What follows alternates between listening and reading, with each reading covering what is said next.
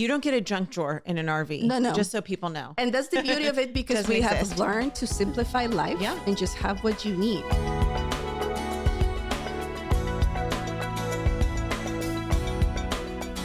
So with road schooling, let's talk about some of the logistics of how to make this work. How do you make road schooling work?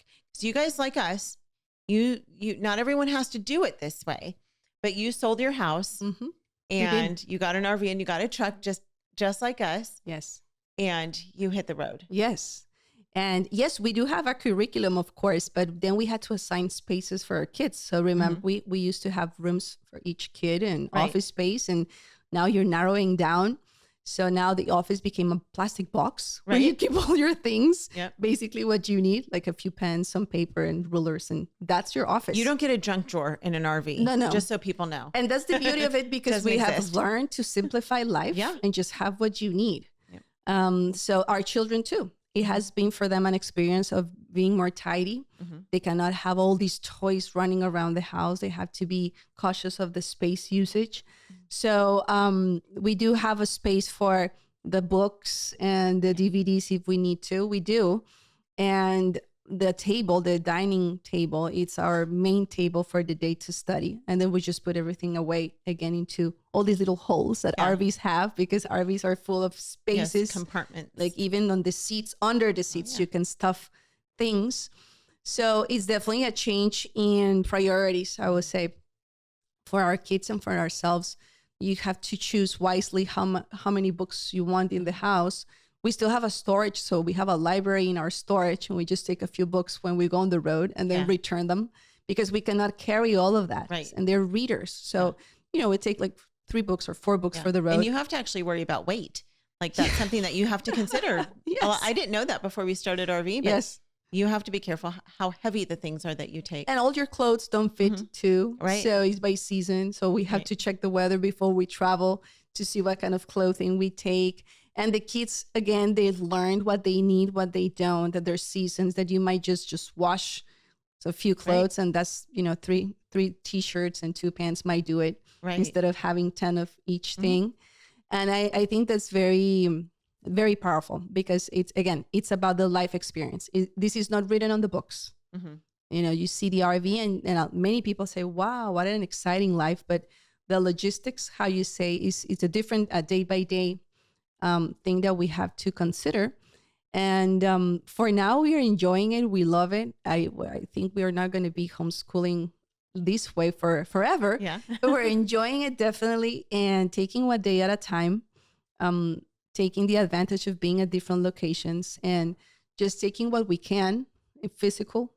We do take a lot of pictures, and we do a lot of journaling, like to keep documentation of our trips.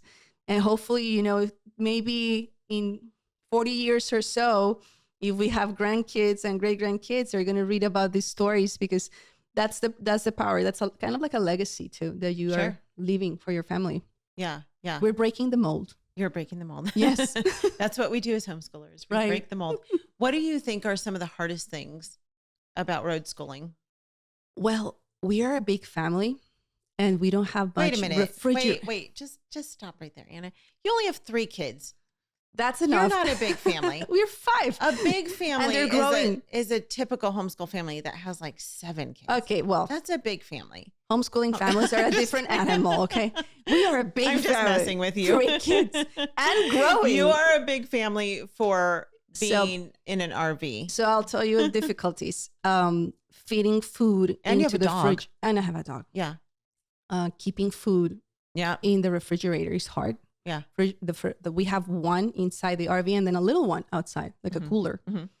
But so we have to do constant groceries because we are 5. So, and there's no way to store. You can't shop at Sam's Club or Costco. No, when you live in an RV. But we use the storage for that. So we do get some stuff from those big shopping centers, and then we just bring what we need on the road. But it's funny because, we were used to this big 2-door refrigerator where you can do 15-day grocery shopping. And now it's like a weekly shopping, and then you have to go back. There's freezers that they sell, but again, they take space. So you have to choose between space or food. So we just chose. That's a hard part. Yeah. Keeping food constantly going. One of the hardest things. Let me think. What do you think? What do you have in there? Because ours was definitely space. Yours is a little bit bigger than ours was because you have 2 slide outs. We had only one. And so just space was so tight. Our kitchen was so small, and it just seemed, I always felt a little bit claustrophobic. Okay. And it was just, I don't know. I just felt like I couldn't move, like there wasn't room to move. But we had a fairly small RV for what we were doing, for living in it full time. Right. And so we have high ceilings. So ours doesn't feel like that tight. Okay. Yeah. Ours did not have high ceilings. So definitely there's much less space than a house. But if you learn how to manage it, we have a piano.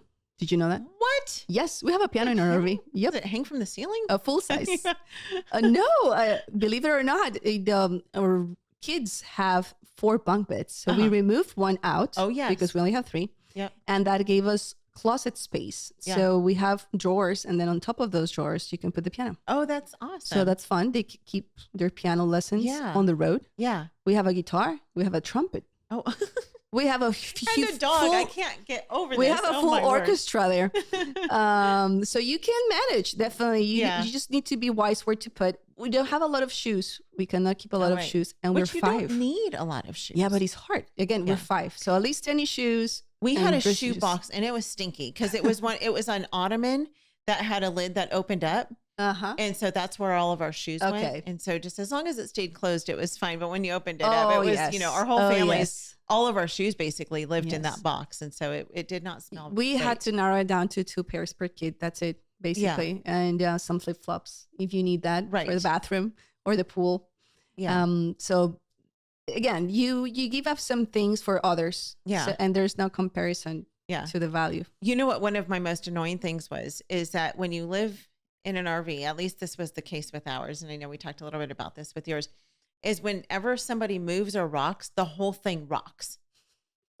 And so, Ricardo was saying that. Yeah. So, you're sleeping in the middle of the night, someone gets up to use the restroom and the whole camper shakes.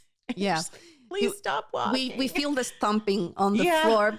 It doesn't, in our case, it doesn't wobble too much, but you can definitely hear the people that are coming off the bunk bed and jumping and coming to the bathroom. Yeah. So, you have to give up on that. Homeschool Insights is sponsored by CTC Math. If you're looking for a great online math program, visit ctcmath.com and try it for free. For more great homeschool inspiration and resources, listen to the Schoolhouse Rocked podcast every Monday, Wednesday, and Thursday.